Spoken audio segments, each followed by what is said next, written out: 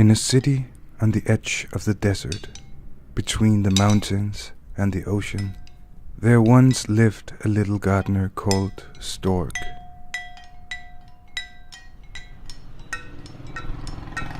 A name he was given after he assisted a woman giving birth to her child on the back seat of a taxi.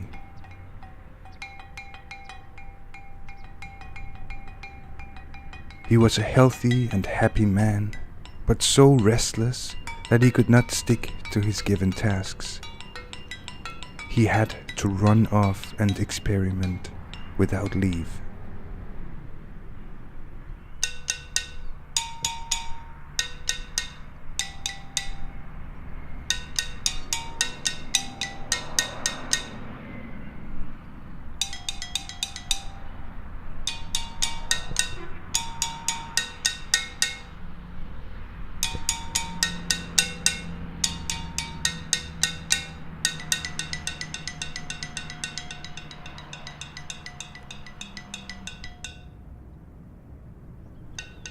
One day he was planting rose bushes along a road leading to the airport and by a newly built shopping center. Traffic on the road was dense.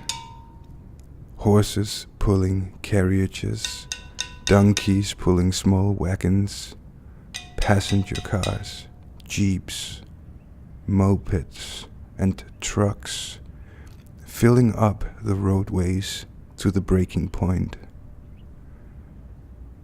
Restless, fragmental moves, fender to fender.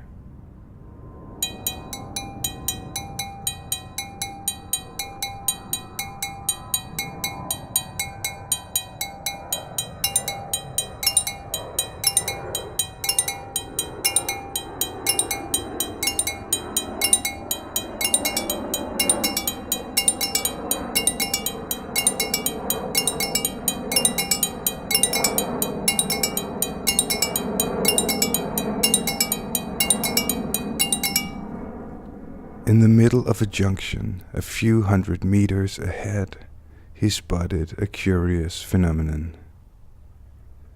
The roadways joined in a circle which was forming around a center. A secluded piece of land about 50 meters across. It was strewn with shredded tubs, cable spools, and concrete slabs. He walked to the curb on the outside of the circular roadway, tried to get closer and look through the unpierceable mayhem. By spending a bit of time there, he started noticing a subtle rhythm. Traffic on this location was connected to a much wider network, and the rhythm consisted of small openings from time to time. In this beat, he found a hole and ran across to the circular island. It was a lonely place. The soil was dry and light brown, with bits of thorny shrubs sticking up, detached from their roots. Between discarded construction materials, he noticed a structure. A few beams were stuck into the center holes of some tilted cable spools, and tarps had been pulled over and suspended between the beams, making it a cozy little tent.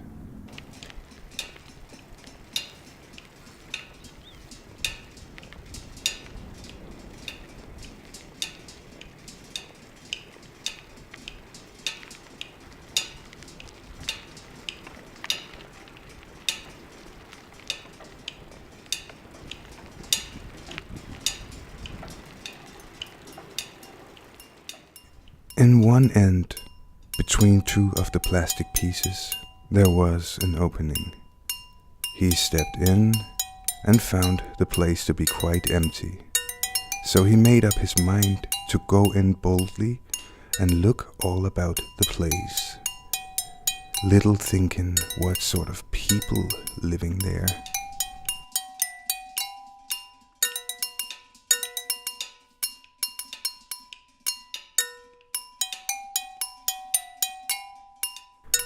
In the rear end, Stork found 3 tachines. He took the lid off the largest of them and put his right index finger in the jelly-like content, and then put the finger into his mouth. It tasted like a general kind of meat, not specifically beef, lamb, or pork. It just illustrated the concept of a prepared mammal. But he found it to be too cold to eat, so he tasted the content of the middle-sized tachine. That one was way too hot, and he burned both his finger and his mouth.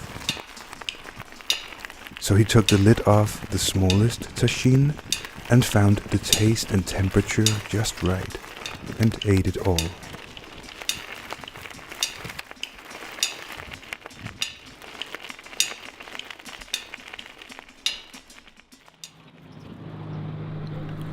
Next to the tachines lay 3 bones. All traces of meat and skin had been removed, and they were shining ivory white. He picked up the largest of them, bit into it, tried to crack it and get the marrow out, but the bone was too thick. Then he picked up the middle-sized bone, but found that it was already cracked and the marrow gone. So he bit into the smallest bone.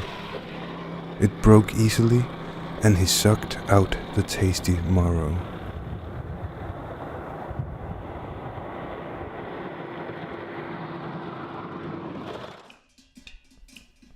Now Stork was by this time very tired.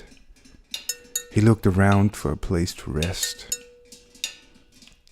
His eyes had by this time become accustomed to the sparse indoors light, and he saw 3 bed-like baskets along the tent's side.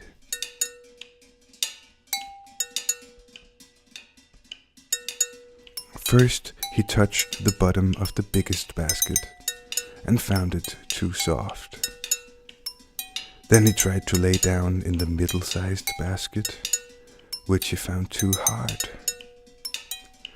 So he tried the smallest basket and found it both soft and firm. He lay down and fell fast asleep.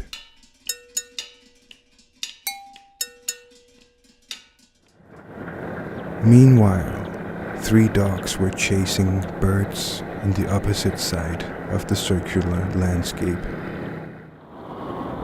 They were Papa Dog, the biggest, Mama Dog, a bit smaller but better looking, and Puppy Dog, about a quarter of the size of Papa Dog. It had been a busy afternoon when they returned to their home, a cozy place that they took over when some road workers had left the island.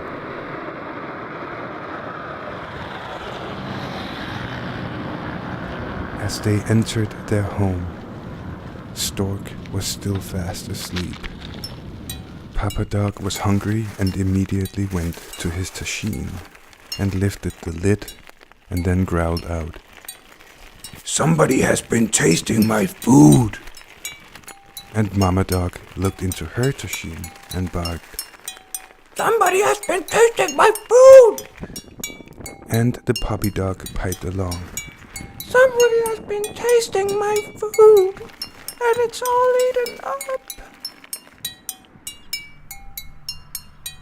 Papa Dog took a few deep breaths, let his eyes run across the floor, unfocused, and growled, "Somebody has been biting in my chewing bone." And Mama Dog barked, "Somebody has been messing with the leftovers of my chewing bone." and the puppy dog piped. Somebody has been biting my bone to pieces and sucked out all the marrow. As in one thought, they turned to check on their baskets, and the puppy dog growled. Somebody has been tumbling my basket. And the mama dog barked. Somebody has been tumbling my basket. And the puppy dog piped. Somebody has been tumbling my basket, and there he is. Affected by the loud barking of the dogs, Stork woke in a fright, jumped out and slipped under the tarp wall, ran to the circular road where he jumped over a donkey and a Land Rover, and ran towards the old city center, and never went into the middle of a roundabout again.